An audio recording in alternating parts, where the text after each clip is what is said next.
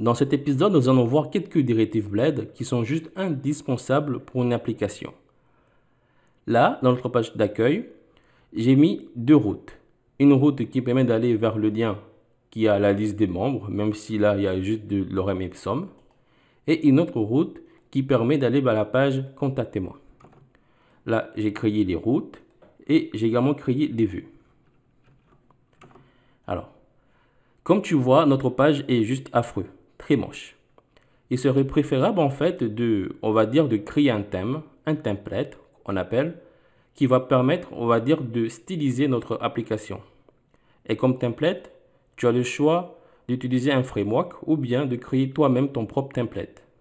Si tu n'es pas fort en intégration web, tu peux utiliser un framework comme Bootstrap. Moi, personnellement, ça fait longtemps que je n'utilise même plus Bootstrap parce que pour moi, c'est juste un fardeau qu'autre chose. Ou sinon, tu peux utiliser Foundation, Semantic UI, Bulma. Mais moi, personnellement, je préfère utiliser Tailwind CSS. Donc, dans cet épisode, nous allons voir Tailwind CSS. Je clique donc sur Learn More. Et puis, je vais dans la partie Installation. Alors, pour installer Tailwind CSS, il y a différentes manières. Tu peux l'installer via CDN si tu n'as pas envie de te prendre la tête. Mais moi, personnellement, j'aime pas utiliser les CDN puisque j'aime bien en fait avoir l'autocomplexion. Moi, je vais l'installer via NPM. Alors, tu peux l'installer via NPM, la commande NPM, ou via Yarn. Je vais prendre Yarn parce que c'est beaucoup plus rapide. Je colle ici Yarn. Et je vais également profiter pour installer un autre package qui s'appelle Laravel Mix Tailwind. Voilà, j'attends que ça télécharge. Et puis en attendant que ça télécharge, ici dans l'application, tu trouveras un fichier. Le fichier package.json. Si tu regardes bien à l'intérieur, ici on a ce qu'on appelle la liste des dépendances. En fait, ce sont des packages que Laravel a mis, que ton application aura besoin. Ton application aura besoin de ces dépendances pour bien fonctionner. Après, il y a aussi le composer.json également. Alors, ici, Laravel m'a inclus Bootstrap. Moi, personnellement, j'aime pas utiliser Bootstrap, du coup, je vais l'enlever. Je vais également enlever ici Popper.js. Mais attention, si on enlève ici Bootstrap ainsi que Popper.js, il faudrait aussi le virer dans notre application. Parce qu'en fait, Laravel a inclus Bootstrap ainsi que Popper dans notre application. Et pour l'enlever, ici, dans le dossier ressources, tu trouveras ici le dossier JS ainsi que le dossier SAS. D'abord, je vais aller dans le dossier JS. Ici, tu as le fichier bootstrap.js. Alors, ici, le bootstrap.js, ça n'a rien à voir avec Bootstrap, hein. Ça n'a rien à voir avec les frameworks Bootstrap.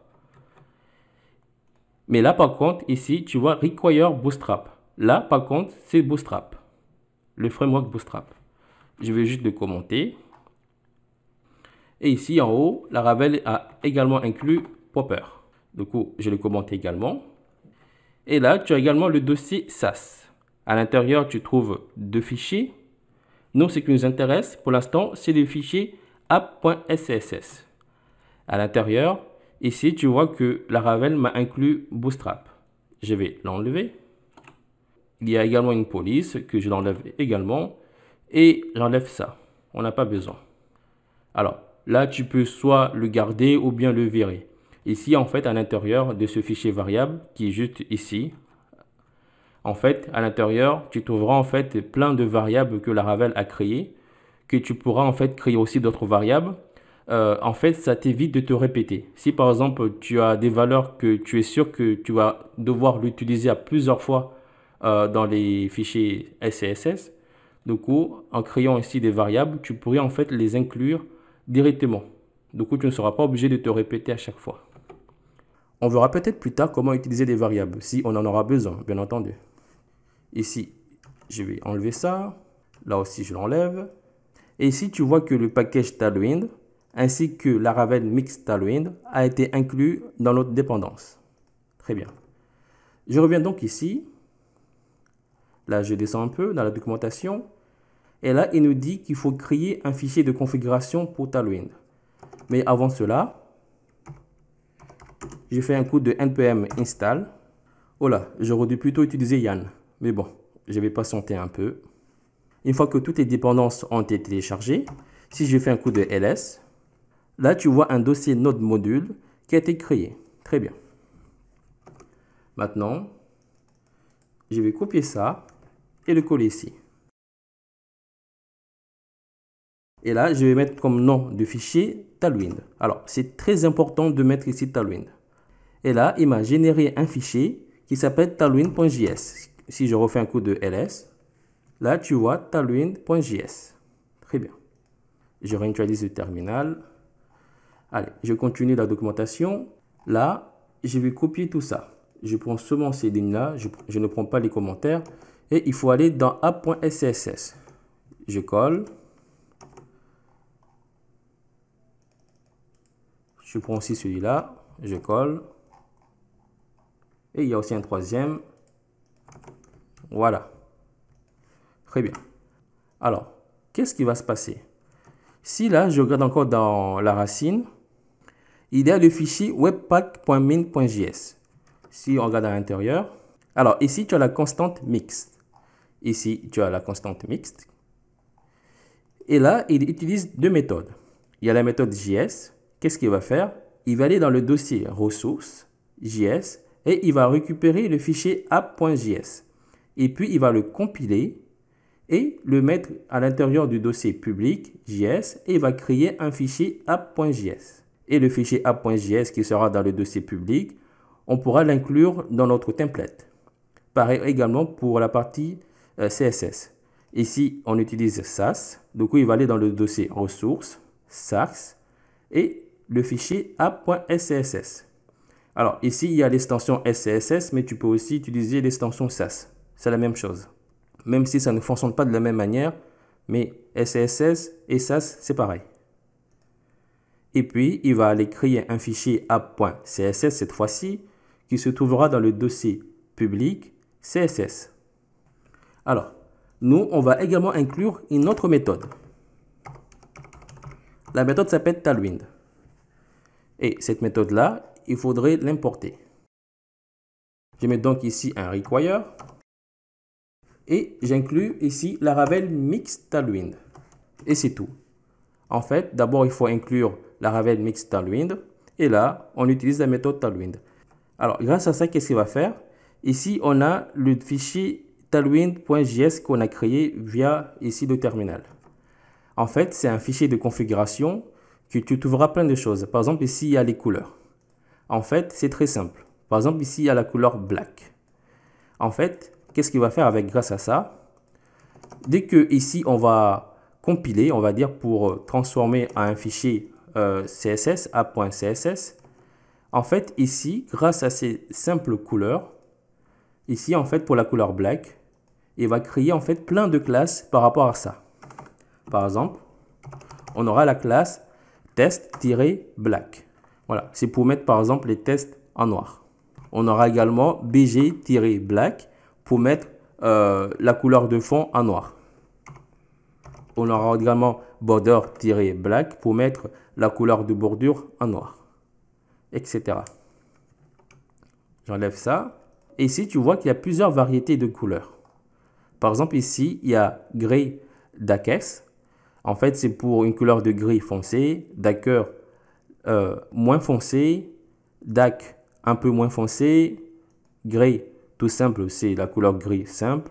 Et puis, il y a aussi l'inverse, light, lighter, lightest. Après, il y a la couleur blanche, rouge, etc. Et tu peux également inclure tes propres couleurs. Mais il faut faire très attention parce que ici, il y a par exemple white. Si tu utilises Bootstrap, tu risques d'avoir des conflits. Et comme tu risques d'avoir des conflits, il faut descendre ici en bas. Il y a la partie préfixe. Et pour éviter d'avoir des conflits, ici dans la partie préfixe, tu peux mettre par exemple un préfixe. Ça sera par exemple TW pour Tailwind. Et tu mets un tiret. Et puis après, quand il va compiler, il va créer des classes par exemple TW. Après, tu mets test-white. Voilà. C'est juste pour éviter d'avoir des conflits avec Bootstrap parce que Bootstrap aussi, il y a aussi test-white. Moi, ici, comme je n'utilise pas Bootstrap, du coup, je ne mets pas de préfixe. Je peux donc enlever ça. Là, normalement, on est bon. Je l'enlève également. Là, on va rester là. On ne sait jamais. Ça, je l'enlève. On va essayer pour voir si tout fonctionne bien. Alors, pour savoir si tout s'est bien fonctionné, il faut taper la commande npm run dev. Ici, en fait, il va compiler tout ce qui se trouve, par exemple, dans le fichier app.scss ainsi que dans le fichier app.js dans la partie ressources. Et il va créer des fichiers comme je te l'ai dit. Là, il m'a créé deux fichiers. Il y a le fichier app.js ainsi que le fichier app.css. Très bien. Et là, on n'a pas eu d'erreur. Ça veut dire que tout s'est bien passé. Maintenant, grâce à ça, on va créer notre template. Et pour cela, ici, dans mon blog perso, j'ai fait un petit tutoriel qui explique comment créer un menu. Alors, ici, on aura ce résultat-là. Alors là, c'est pour le format ordinateur. Et là, ça sera pour le format mobile. Je descends tout en bas pour voir le code en entier. Et je copie tout ça. Voilà. Une fois copié, je vais créer un fichier. Ici, dans le dossier Views, je crée ici un dossier Layouts. Et à l'intérieur, je crée un fichier default.blad.php. Et je code tout ça. Une fois que tout est collé, je vais dans la partie header. Je mets la balise link. Et là, je vais faire un echo. J'utilise la fonction secure asset. Alors, tu n'es pas obligé d'utiliser la fonction secure asset. En fait, secure asset, c'est pour les liens qui ont ici l'extension HTTPS. Et si par exemple ton application n'utilise pas le HTTPS, tu peux juste utiliser la fonction asset. Et à l'intérieur, je vais mettre ici le app.css. Tu peux utiliser asset pour inclure du JavaScript ou bien du CSS ou bien des images. Alors ici en bas, j'ouvre la balise script et là je mets rcrc, secure asset et app.js qui se trouve dans le dossier JS. Bien. Alors, rien que ça, si par exemple je reviens ici dans l'application et que dans la page d'accueil, j'actualise, il n'y a rien qui s'est passé. C'est normal. Je retourne ici dans web.php et je vais aller dans le fichier welcome. Pour appliquer le template qu'on vient de créer ici, le fichier default, ici tout en haut, il faudrait tout simplement mettre la directive instant. Et là, j'inclus le fichier default qui se trouve dans le dossier layouts. Alors, j'en ai pas encore parlé, mais ici, en fait, pour séparer les dossiers des fichiers, ici, la convention, c'est de mettre ici un point. Mais tu n'es pas obligé de mettre ici un point, tu peux aussi mettre un slash. Si là, j'actualise, ici, j'ai le menu qui apparaît, mais il est blanc, hein, parce que à l'intérieur, là, j'utilise une classe qui n'existe pas, la classe BG Navigation. Si tu as envie d'utiliser ces classes-là, ici, je retourne dans mon application. Là, ici, j'ai ces classes-là. Je les copie. Je retourne dans app.scss et je le colle juste en bas. Et comme je viens de le coller, il va falloir en fait recompiler ici tout ça. Voilà. Mais tu n'es pas obligé de faire comme ça. Tu peux aussi utiliser npm run watch. Comme ça va observer automatiquement toutes les modifications que tu fais ici.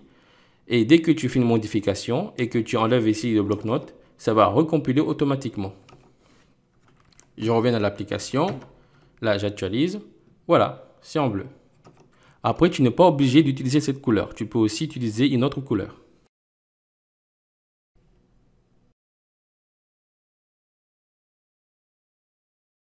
Voilà, je prends par exemple rouge. Là, ça recompile automatiquement. Et là, si je réactualise, voilà. Alors, je trouve que c'est pas très joli. Du coup, je remets les couleurs que j'avais mis. Alors, mais là, c'est pas normal. Ici, on a le header qui s'affiche en bas alors que les contenus sont en haut. Alors, je reviens encore ici, dans le template. Et j'ai envie, par exemple, que les contenus qu'on va créer soient juste en dessous du menu, la balise nav. D'abord, je vais ouvrir une balise div. Et puis à l'intérieur, je mettrai ici la directive id. Et puis à l'intérieur, on mettra un nom. Comme nom, ça sera content. Et je reviens ici. Et là, je mets la directive section. Et ici, je vais reprendre le nom content. Tu vois que même mon IDE, ici, il me propose directement content. Parce qu'en fait, mon IDE utilise un plugin Laravel qui me permet de autocompléter des choses facilement. Et à la fin, je mets end session. Et là, si je réactualise, voilà, le contenu se retrouve maintenant en bas. Alors, ici, tu n'es pas obligé de mettre la directive end section pour indiquer que c'est la fin de la section. Tu peux utiliser une autre directive. C'est cette stop. Et là, si j'actualise, voilà, c'est la même chose. Soit tu utilises end section ou bien stop. Alors, je vais juste faire un petit décalage. Comme ça, c'est beaucoup plus joli. Et si, par exemple, j'accède à la vue liste des membres, là, ça n'a pas été appliqué. Je vais copier tout ça. Je vais dans la vue Members. Je colle.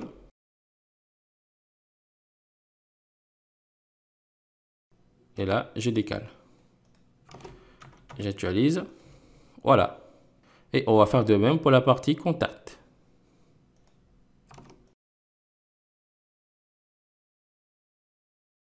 Voilà. Je reviens ici. Et je vais tout en haut. Je colle. Voilà. Et là, si je réactualise, super. Alors, ici, j'ai mis un slash. Mais comme je t'ai dit tout à l'heure, tu peux aussi mettre un point. Et là, si j'actualise, c'est la même chose. Là, en fait, tu me verras souvent mettre ici un point. Parce qu'en fait, comme il y a l'autocomplexion avec l'IDE, l'IDE, lui, met directement un point. Je retourne ici dans le fichier default. Et on peut également ici mettre, par exemple, plusieurs id. Là, je peux copier ça. Et là, juste en bas, si j'ai envie de mettre du JavaScript, je le mettrai ici. Je pourrais, par exemple, ici, ouvrir une autre directive.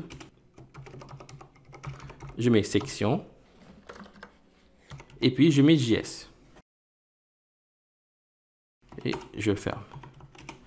Et là, à l'intérieur, on pourra mettre du JavaScript. Et si, par exemple, j'ai envie de mettre du JavaScript spécialement pour la page contact, je le mettrai directement ici. Ça m'évite, en fait, ici, de mettre beaucoup de JavaScript et d'alourdir notre application.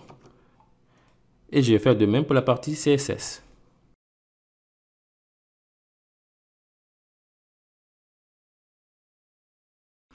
Je copie. Et ici, je les mets juste en bas. Et là, je mets CSS. Voilà. En fait, bon, si je fais comme ça, rien ne se passe. Mais si par exemple ici, j'enlève ça et que j'actualise, tu vois que le menu a disparu. En fait, le thème plutôt a disparu. Mais si je viens ici de la partie CSS et que je colle, je réactualise, voilà, c'est réapparu. Voilà, je remets et ici, je l'enlève. Alors, je vais juste changer le nom de l'application.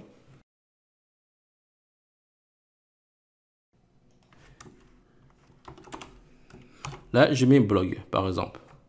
Après, ce que tu peux faire, si tu as envie, par exemple, ici de mettre le nom de l'application directement, tu peux faire ici un echo et puis utiliser la fonction config de Laravel. Et là, mettre app_name. Alors ici, de app.name, si tu vas à la racine de ton application, ici, tu as un fichier qui a pour nom .env. Alors ici, tu te verras ce qu'on appelle des environnements. Comme ici, le nom indique, env pour environnement. Et là, en fait, tu trouveras en fait des valeurs qui ont été appliquées par défaut. Et ici, tu trouveras l'environnement app_name. Et là, il y a le nom de l'application. Tu peux ici l'enlever. Et là, mettre le nom de l'application. Là, je mets par exemple blog. Et là, si j'actualise, voilà, c'est marqué blog. Mais attention, si par exemple tu mets un nom composé, par exemple là, je mets mon blog, ça ne marchera pas. Là, il y a une erreur. Pour éviter d'avoir cette erreur, Ici, il faut mettre des guillemets. Là, si je réactualise, voilà, mon blog. Là, je mets juste super blog. Voilà, c'est stylé comme ça. Et voilà, nous avons vu comment créer un template facilement avec Laravel. Du coup, je te donne rendez-vous dans le prochain épisode pour voir autre chose.